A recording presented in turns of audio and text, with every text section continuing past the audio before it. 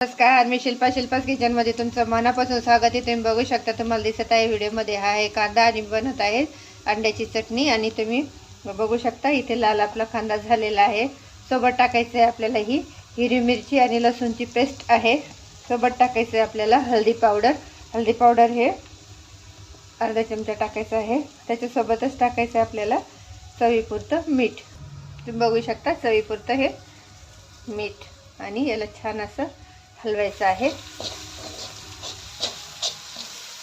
बघू शकता आपला लाल असा छान असा कांदा झालेला आहे। इथे मी घेतलेले आहे हे 3 अंडे आणि याला छान असं फोडून डब्यात ठेवलं होतं। याला आता आपण या अंड्याच्यात टाकायचं आहे आणि आपल्याला छान असं याला कांद्यासोबत परतायचं आहे।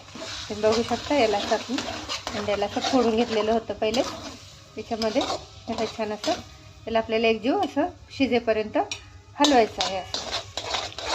तर तुम्हाला अशा पद्धतीने ही अशी अंड्याची चटणी कशी वाटली नक्की मला कमेंट करून सांगा। शेअर करा, सबस्क्राइबर करा, शिल्पास किचनला लाईक करा।